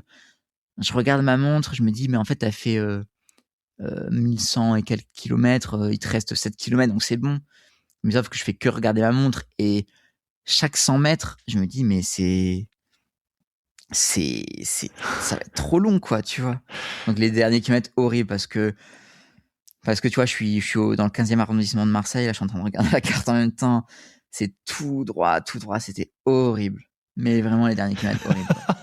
Donc je finis tant bien que mal, et j'arrive au bout, mais donc ouais, là, c'était que au mental. Là, je suis dans un état où tu vois, il y a beaucoup de gens qui viennent à ma rencontre, donc c'est trop cool. Mais en fait, ça faisait quelques jours que quand les gens venaient à ma rencontre, j'étais tellement dans un état de fatigue, de concentration maximum pour pas me sortir de ce que j'ai à faire, de pas oublier de faire le body check, de me dire est-ce que ça va pas, est-ce que je dois acheter à manger, qu'est-ce qu'il faut que je fasse les 5 prochains kilomètres. Il faut pas que j'oublie une fontaine ou un ravito parce qu'après ça peut être dur. Ouais. Donc tu vois, j'ai beaucoup de gens qui viennent courir avec moi, ce qui est incroyable, qui me donne beaucoup de force, mais à la fois des fois je suis peut-être pas forcément ultra sympa parce que enfin tu vois, je suis obligé de rester dans ma bulle. Je me rends compte qu'il faut que je prenne la force avec les gens qui viennent courir avec moi, mais en même temps qu'il faut pas que je me détourne de mon objectif. Donc des fois je suis peut-être pas très bavard et je m'en excuse. Mais ouais, voilà, les derniers jours durent. Et ouais, l'arrivée à Marseille, c'est assez fou, tu vois, avec le recul, parce que en gros, j'avais tracé en 11 étapes avec, j'avais réservé quasiment tous les Airbnb, sauf les 2 derniers Airbnb. J'avais tout réservé avant de partir, en me disant que, en fait, vu que j'avais abandonné l'année dernière, si tu veux, on en reparle juste avant parce que c'est quand même assez important, mais en gros, j'avais tout pré-réservé en me disant, je trace en 11 étapes, mais si j'ai le moindre pépin physique ou le moindre moment où, tu vois, je m'étais dit, peut-être les 3-4 premières étapes, normalement, je vais être à peu près frais, donc ça passe. Mais s'il y a le moindre moment où je me dis, ouais, là, les étapes, c'est trop long, il faut que je ralentisse, il faut que je réduise, bah, il y a aucun souci, je réduis parce que le but, c'est quand même d'arriver au bout sans se blesser. Et il faudrait que je réduise les étapes. Mais malgré tout, j'avais quand même tout pré-réservé parce que je m'étais dit, le fait de savoir que tout est réservable, enfin, tout est booké, que je sais que je dors là et j'ai pas à me dire pendant la traversée, ah oui, ok, il va falloir que je cherche un logement. Ben, mine de rien, d'un point de vue mentalement, du truc un peu de me dire, j'ai pas à penser à ça, c'était hyper cool. Et donc je passe, ouais, quatrième jour, c'était un point assez important parce que je passe le moment où je m'étais blessé l'année dernière. Je dors au même endroit, au centre sportif de l'Aube à Troyes, dans la même chambre. Je suis reçu par les mêmes gens qui m'ont accueilli. Là où l'année dernière, je m'étais blessé, j'avais passé 4 jours dans cette chambre parce que, en attendant que ça aille mieux avant de repartir, sauf que j'ai jamais pu repartir, j'ai abandonné à ce moment-là. Donc symboliquement, c'était un passage hyper important. J'appréhendais énormément ce moment parce que les 4 premiers jours et tout, je m'étais dit, finesse, faut pas que je me blesse et ça passe. Et après ça, je passe, ouais, 5e jour, 6e jour, 7e, 8e, 9e. Et là, je me dis, en fait, le plan que t'as pensé en 11 étapes, donc en 10 jours et demi, qui était un peu l'objectif le plus ambitieux, mais à la fois le truc, pour moi, c'était quasiment impossible que ça se passe comme ça, tu vois.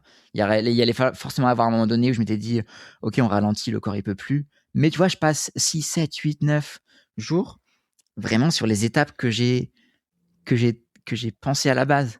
Et donc là, j'arrive à la fin et donc je book en cours de route pour le lendemain les derniers Airbnb. Donc là, c'était à Orange l'avant-dernier jour et à Valence à Valence puis à Orange, dans le bon sens. Et donc là, je m'aperçois que je book les 2 dernières étapes en me disant, mais ça, c'était les étapes de rêve. Les étapes que si tout s'était passé sans un grain de sable, j'aurais dû faire ça. Et là, je suis en train de le faire. Et tu vois, c'est à la fois dur, mais à la fois, je me dis, bah, punaise, c'est fou, quoi. Pour l'instant, tout se passe bien. Bon, malgré les galères physiques, les douleurs et tout de la fin, mais ça m'a pas empêché de faire les étapes idéales et de terminer avec mon objectif le plus ambitieux qui était 10 jours et demi. Donc ouais, ça c'est fou, quoi. Incroyable. Ouais. Cette arrivée, du coup, une fois que ça y est, d'ailleurs, exactement l'arrivée à Marseille, tu l'as fait où ? En fait, l'arrivée, l'objectif c'était d'arriver à la mer. Ouais. En fait, il y avait plusieurs options. L'arrivée officielle que j'avais tracée, que j'avais mis sur Madcap, sur la balise GPS pour que les gens viennent et tout, c'était le Vieux-Port. En fait, ce qui s'est passé, c'est que l'année dernière, en fait, je m'étais dit, l'arrivée de rêve, c'est en haut de Notre-Dame de la Garde, parce que t'as le dernier dénivelé final pour te buter. Ouais, non, mais tu sais, t'avais la vue, t'avais tu sais, pour les photos, tout ça, ça aurait été stylé. Et en fait, l'année dernière, j'avais tracé en terminant à Notre-Dame de la Garde, en passant au Vieux-Port, parce que voilà, là, c'était l'arrivée à la mer. Mais il y avait aussi un petit circuit touristique qui me faisait passer à Notre-Dame de la Garde, qui me faisait passer au Vélodrome, parce que j'avais un objectif un peu caché, c'était de me faire ouvrir les portes du Vélodrome pour faire des photos sur la pelouse. Bon, ça c'était un objectif secondaire l'année dernière, mais en fait cette année, ce qui s'est passé, c'est que j'ai voulu, j'ai appréhendé la chose de façon très différente de l'année dernière, en me disant, il faut que j'ai le moins de pression possible, soit que je me mette moi, soit vis-à-vis des autres. Donc j'ai envie de penser à rien, de pas être attendu. Donc ce que j'avais fait, c'est que j'avais pas communiqué dessus. Avant le jour de mon départ, personne savait que j'étais parti, sauf mes proches et 2-3 sponsors. Donc j'ai pas fait de teaser avant sur les réseaux. Et donc ça m'a permis de pas me sentir attendu, parce que mentalement je m'étais aperçu que c'était un peu compliqué à gérer, d'avoir l'impression qu'il y a des gens qui m'attendent et tout. Donc c'est pour ça que cette année je suis parti sans prévenir personne, et le jour du départ j'ai fait un post Insta en disant, Dunkerque Marseille c'est parti, let's go, quoi. Et donc, un peu, pour moi, me sentir attendu, ça a été très positif mentalement. Ça m'a beaucoup aidé, ça, d'être plus serein, plus concentré sur mon effort. Et du coup, c'était pour te dire sur l'arrivée. En fait, l'année dernière, je m'étais dit, ouais, je vais faire un circuit touristique, ça va être hyper cool et tout. Sauf que, en fait, même si j'étais à 800 km de là, j'avais ce truc en tête de me dire, punaise, mais la dernière étape, elle fait 130 km, ça va être trop long, comment ça va se passer et tout. Et donc, cette année, je me suis dit, laisse tomber. La dernière étape, c'est, tu fais au plus court, t'arrives au plus court et il y a pas de chichi parce que quand tu termines, t'auras juste envie d'aller te coucher et tu pourras pas faire un mètre de plus. Et c'est vraiment ce qui s'est passé parce que, comme je te disais, j'ai été vraiment à la limite physique. Je sais même pas comment j'ai fait pour arriver au bout. Et le lendemain, en fait, le lendemain, c'était, il y a un truc de mentalement que, ton corps, enfin, tout lâche parce que tu sais que t'arrives au bout et t'es pas préparé mentalement à continuer. Mais je pense sincèrement que médicalement parlant, je pouvais plus rien faire, tu vois, je pouvais plus marcher, j'aurais pas pu repartir. Donc j'étais vraiment à la limite. Et du coup, l'arrivée, on s'est dit, arrivé au milieu du Vieux-Port. Sauf qu'en fait, un jour ou deux avant d'arriver, on se dit, il faut quand même qu'on prépare l'arrivée pour prévenir un peu les gens. Pour plusieurs raisons. La première raison, c'est qu'en fait, j'étais suivi par Jérôme Abasque, vidéaste documentaire, qui m'a suivi à vélo du début à la fin, qui m'avait même suivi la première fois quand j'ai abandonné. Et en fait, l'idée, c'est que derrière ce projet, on est en train de travailler sur un film là. Donc là, on est au printemps et on prend le temps qu'il faut, mais l'idée, c'est de le sortir en cet hiver, donc soit à la fin de cette année, soit au début de l'année prochaine. Donc puisqu'on a tourné un film, on avait quand même la question de il faut arriver à un endroit qui est symboliquement fort, donc au bord de l'eau, et à la fois qui permette de tourner des belles images et tout, tu vois. Donc de là, moi, ça m'a fait quand même pas mal cogiter les dernières étapes où, en fait, j'avais aucune énergie à rien, tu vois. J'arrivais le soir, j'étais livide, j'étais incapable d'ouvrir aucun message de personne. J'allais me coucher, mais mon cerveau, il pouvait réfléchir à rien. Mais on a quand même un peu réfléchi à la dernière étape et je me suis dit, en fait, au milieu du Vieux-Port, ça va être samedi soir. Je me rendais pas trop compte parce que je connais pas trop Marseille non plus, mais je me suis dit, ça se peut, il y aura beaucoup de monde. Ça sera peut-être pas forcément très agréable pour tourner des images et tout. Et la vue, elle va pas être si belle que ça parce que t'es quand même un peu enclavé, tu vois. Mmh. Et après, on s'est dit, il y a un spot qui a l'air cool, c'est derrière le Mucem, où là, il y a une esplanade qui est quand même plus grande, où il y a a priori un peu moins de monde, on aura un peu plus de place pour terminer tranquille. Et on devrait avoir une belle vue dégagée sur la mer, sur Notre-Dame de la Garde, sur un coucher de soleil. Donc, et en fait, le coucher de soleil, ça me fait rire parce que moi, j'étais assez bon tout le long pour estimer l'heure de départ. En fait, je partais à une certaine heure en me disant, je pars à cette heure-ci pour arriver à cette heure-ci. Et si l'étape, elle faisait 90 km, je partais un peu plus tard que si l'étape, elle faisait 100 ou 110. Et toutes les étapes, j'arrivais à une demi-heure près, à arriver à l'heure prévue, tu vois. J'avais pas forcément d'objectif précis, mais ça me permettait de dire, OK, il faut que j'arrive avant 19h30, 20h pour avoir un temps de récup et tout. Sauf que la dernière étape, forcément, j'avais ma copine qui était là, qui a fait le déplacement et tout. Et j'avais l'idée des vidéos. Et puis avec Jérôme, on voit que le soleil, il se couche à 20h30. Et donc, tu vois, dans ma tête, tu vois, je passe 120 km à avancer comme je peux, dans un état assez lamentable, en disant, de toute façon, je fais ce que je peux, mais je peux pas aller plus vite. Donc, voilà, c'est comme ça. Mais j'essaie de pas trop avoir cette pression dans la tête. Mais en me disant, punaise, avec Jérôme, on s'est dit, je savais que le soleil il allait se coucher à 20h30. Dans ma tête, si tout allait bien, je devais arriver à 20h. Je vois que je cours à peine. Donc j'ai dit, bon, là, ça sera plus, je vais arriver plus tard que ça, mais à quelle heure, je réfléchis pas. Mais bon, tu vois, au final, j'arrive à 20h50. Ça va, le soleil, il faisait encore jour, donc pour les photos vidéo, c'était cool. Donc l'arrivée très fort parce que, beaucoup d'émotions parce qu'en fait, jusqu'au dernier moment, j'avais j'avais dit à ma copine de pas prendre les billets parce que je voulais pas me stresser en me disant ok, j'arrive dans 10 jours, mais ma copine elle a déjà pris les billets, elle est à Marseille tel jour, mais en fait tu vois, si ça se peut j'aurais pu arriver une semaine plus tard, donc j'avais jusqu'au dernier moment quasiment, je voulais pas me mettre la pression avec ça en me disant quelqu'un m'attend, mais malgré tout peut-être 4 jours avant l'arrivée, je sens que ça sent bon, donc je dis à ma copine vas-y, bah écoute, let's go, prends les billets, je devrais arriver un samedi soir. Mais en fait, moi j'étais assez mal à l'aise à me dire il y a je sais pas 20 personnes qui m'attendent parce que je vais dire sur les réseaux venez tous pour mon arrivée. Donc j'ai pas du tout communiqué sur l'arrivée en me disant ma position elle est connue parce que j'ai une balise GPS, donc tout le monde connaît ma position. S'il y a des abonnés qui veulent venir ou des gens qui me connaissent qui veulent venir, ils seront les bienvenus, mais je vais pas crier venez à telle heure et tout parce que je veux pas de pression.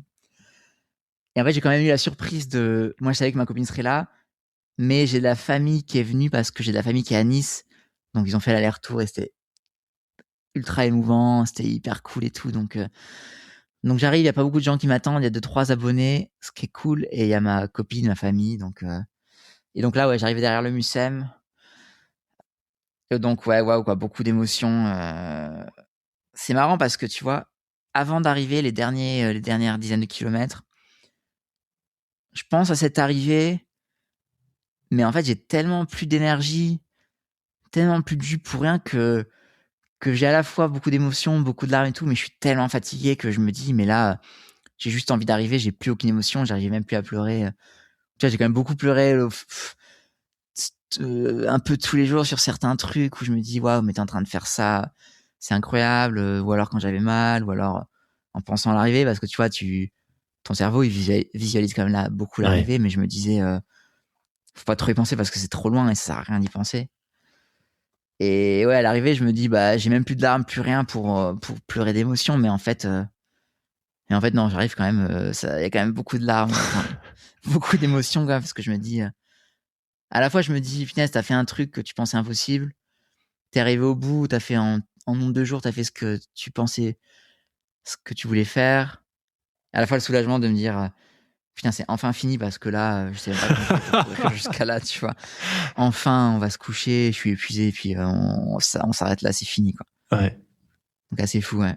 Eh ben, écoute, franchement, bravo Olivier. Ultra impressionnant, ultra inspirant.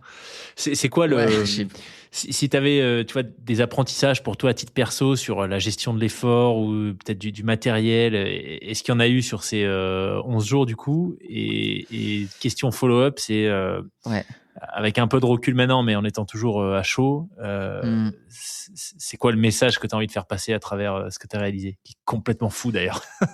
Ouais, bah, déjà merci beaucoup. Bah en fait le recul, le message, ce que j'ai appris et tout, je pense que c'est déjà que le corps humain c'est une machine de fou, et je pense que chacun à son niveau, avant de réaliser un truc qui nous paraît impossible ou fou, je pense qu'on n'a aucune conscience de ce que le corps est capable de réaliser. Donc pour moi c'était faire la traversée de la France, mais pour d'autres ça peut être faire un marathon dans 1 an alors que tu cours que 20 km, enfin que entre guillemets, parce que tu vas faire son premier marathon, son premier 10 km, son premier semi, son 100 km où t'habites à 100 km de la mer, tu vas voir la mer, c'est complètement fou. Donc chacun a son petit niveau. On peut pas imaginer ce que le corps est capable, tu vois. Et ça m'a fait énormément penser par rapport à la blessure de l'année dernière, par rapport au fait que pendant 5 jours, j'étais sur le fil où pendant 5 jours, je me disais sincèrement, là, tout peut s'arrêter, tu vois. Parce que quand j'ai ma première douleur au muscle, qu'on met à peu près quelques heures avec les médecins à faire le diagnostic en disant, ok, c'est musculaire, c'est pas si grave, mais moi, je me disais, bah, là, c'est une fracture de fatigue, donc dans 1 heure, ton os, il éclate, quoi. Donc en fait, pendant 5 jours, à la fin, j'avais tellement mal que je me suis senti sur le fil. À chaque pas, tu vois, à chaque foulée, je me disais, là, si je me fais une entorse, si j'ai un tendon qui éclate, parce que tu vois, quand t'as mal au tendon ou quand t'as mal au muscle, tu te dis, mais si ça se peut, bah, tu vois, comme les footballeurs ou quoi, bah, ton tendon, hop, il peut dégager à tout moment, tu vois. En fait, t'es sur le fil à tout moment, et je me suis dit, waouh, mais en fait, à la fois, le corps, c'est une machine de fou qui te fait faire des choses incroyables, Mais à la fois, c'est une machine tellement complexe, avec un nombre de tendons, un nombre de muscles incroyable, et à la fois tellement fragile, où en fait, le moindre... Tu vois, t'as des centaines de muscles, des centaines de tendons. T'en as un qui décide de plus marcher, en fait, c'est fini. Tu peux plus rien faire. Tu peux plus courir, plus marcher. T'es allongé et c'est fini. Donc, tu vois, il y a ce truc de cet équilibre de célébrer à la fois la beauté du corps humain, en plus le fait d'avoir fait un peu au naturel avec des sandales, tu vois. Et à la fois de se dire, il est tellement fragile et tout tient à tellement peu de choses. Et ça donne tellement envie d'en prendre soin, de protéger, bien s'écouter, à la fois pendant un objectif complètement démesuré, mais à la fois dans la vie de tous les jours, tu vois. Juste maintenant que j'ai fait cet objectif un peu fou qui m'a fait rêver, qui m'a porté pendant des années, bah, je me dis juste maintenant de courir ou de marcher ou de faire mon sport, de me dire, bah, j'ai trop de chance d'être en pleine santé, d'avoir un corps qui est capable de me faire un footing par jour, tu vois, ou une séance de CrossFit par jour, pas grand chose, mais juste se rappeler de, du plaisir que t'as d'être en mouvement, de pas être blessé, d'être capable de faire des trucs, et pas courir pour rêver d'un record, Ouais. tu vois, parce que j'ai beaucoup été dans ce truc d'une quête d'un record au marathon et tout, et tu vois, après tout ça, je me dis, bah, en fait, je vais continuer à rêver d'un record au marathon parce que c'est des trucs qui portent et tout, mais en vrai, ça, on s'en fout un peu, tu vois. Faut juste se sentir vivant, se sentir en mouvement, se sentir un peu plus fort que hier, tu vois, sentir que, bah ouais, hier, je galérais à courir 10 km sans m'arrêter, bah maintenant, je me suis un peu amélioré, j'arrive à courir 10 km sans m'arrêter, j'arrive à courir 15 km. Et en fait, pour moi, c'est ça la finalité de tout sport, de la course à pied ou d'un autre sport, mais c'est vraiment ça le cœur du sujet qu'on oublie un peu trop souvent, tu vois, avec les Ouais. réseaux, avec les compètes et tout. Je suis assez d'accord. Enfin, je suis même complètement d'accord avec toi. C'est marrant. Je sais pas si c'est l'âge ou si c'est le fait dans ta pratique, tu vois, Un peu, je pense, ouais. le gain d'expérience. J'en sais rien, ou peut-être un mix des Mmh. deux. Je sais pas, mais ouais, ça me parle. Tout ce que tu dis, bah, ça me parle carrément. Et je suis globalement Ouais, assez ouais. d'accord avec toi. Cette approche. Alors, c'est pas pour faire le mec qui drop des termes qui ont l'air un peu Mmh. savants, mais je crois que c'est Alexandre Astier qui parlait de ça, des occupations téliques versus atéliques. En gros, ça veut juste dire télique, c'est genre laver tes vitres, c'est fait, tu vois, t'as Mmh. fini. Et puis atélique, Mmh. c'est être en forme, c'est un truc qui n'a pas de fin, tu vois. Mmh. Mmh. Et finalement, Carrément. c'est un peu ce que j'entends là, tu vois, dans ce que tu dis, la finalité. Est-ce que c'est pas finalement la finalité finalement Ouais. s'améliorer, Bah, tu c'est vois, duré. Ouais, ouais, ouais, ouais. prendre soin de soi et qui est un truc qui n'a jamais de fin en réalité À fond. et qui peut radicalement. Et si ça devient ça l'objectif, bah effectivement, du coup, Ouais. toute ta pratique, ton approche et tout, la vision que tu as du sport et de la entre guillemets performance, ça n'a plus rien à voir. Mais Ouais, bah, tu vois, je ouais. pense qu'il y a déjà, comme tu dis, il y a le côté un peu expérience, sagesse, enfin, on va pas dire sagesse parce que mais l'expérience, tu vois, moi, ça fait 10 ans que je cours et je suis passé par toutes les phases, adorer la compète, adorer le chrono, l'aimer un peu moins parce que tu te blesses et tu te dis: «Bah, OK, je me suis donné à fond pour un chrono, je suis blessé, tout ça pour ça» et puis après, heu et après je pense j'ai l'impression en regardant beaucoup sur les réseaux, ce que beaucoup de gens qui ont vécu toutes ces phases et qui ont de l'expérience et je trouve ça cool de me rendre compte qu'il y a aussi beaucoup de sportifs professionnels qui, eux, sont très dans une logique, un peu court terme de: «Il faut gagner telle course telle année pour, avoir des sponsors et cetera et c'est mon gagne-pain». Mais aussi des sportifs, qui parlent beaucoup de leur pratique, qui communiquent sur les réseaux quoi, qui parlent beaucoup du fait que, bah, non, la finalité, ça doit être aussi le long terme, tu vois? Mhm. C'est plus, c'est plus le chrono à telle compète et je pense qu'avoir des objectifs si on aime la compète, moi je suis à fond un mec qui est dans la culture compétition, battre les autres un peu, mais surtout faire mieux et tout pour moi.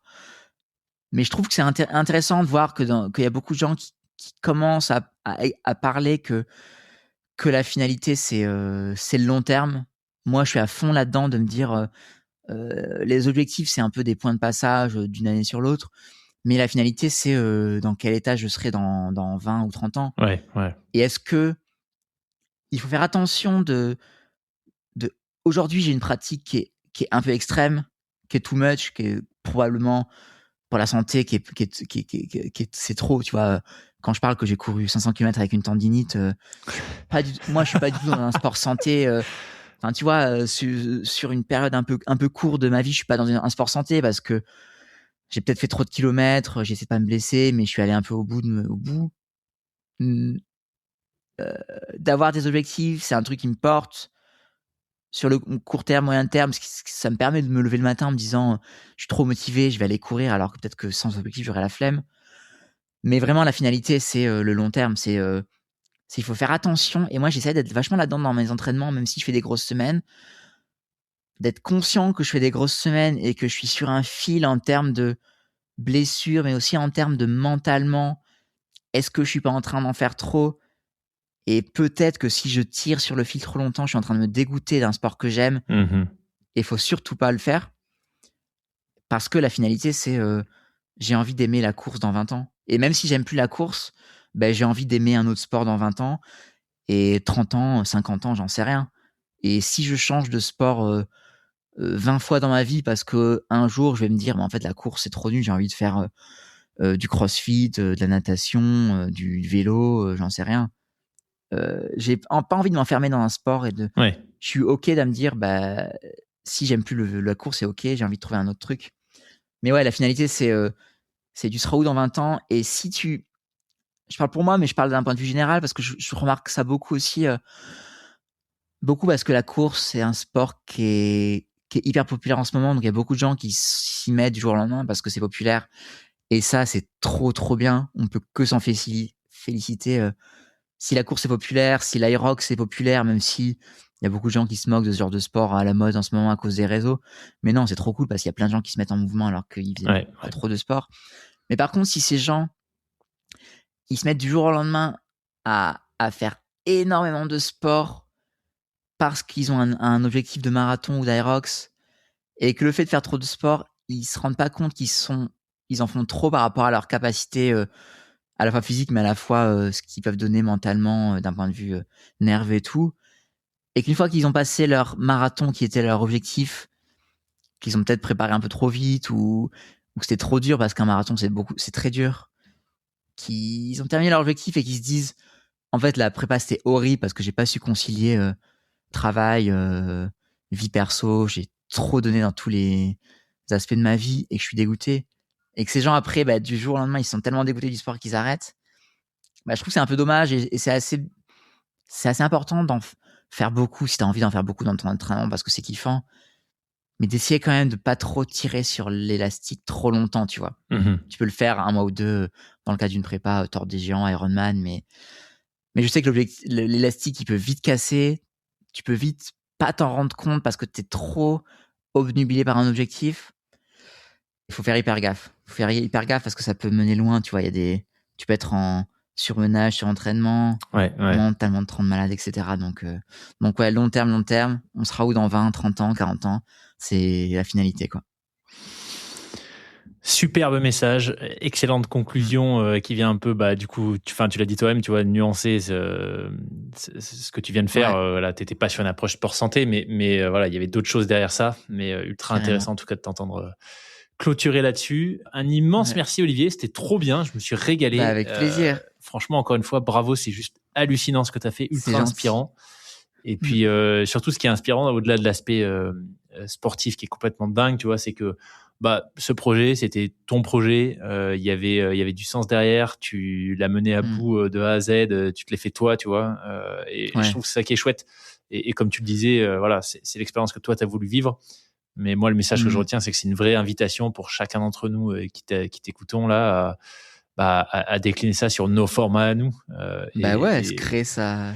Tout le monde a une page blanche. Ouais. Tout le monde peut s'inventer son truc. Et il y a tellement plein de gens qui se mettent dans des aventures un peu off, un peu sans dossard, tu vois, où t'as plus de liberté. Ouais. T'es pas obligé d'attendre une date, t'es pas obligé d'aller loin, tu peux partir de chez soi. Donc, carrément, je suis trop d'accord avec ça. Trop bien. Écoute, encore une fois, un grand merci Olivier. Et puis, je te dis à une prochaine pour les prochains récits d'aventure. Bah ouais, avec plaisir. Merci Loïc. C'est un immense plaisir à chaque fois d'échanger avec toi. C'est trop cool. J'aime trop ta bonne humeur, ton podcast. Merci pour ton podcast, pour tous les récits que tu nous fais vivre à travers tes invités. Et ça fait grave plaisir avoir été invité. C'est un honneur pour moi aussi. Bah écoute, merci. Merci Olivier. À une prochaine. Merci Loïc. Ciao. À plus.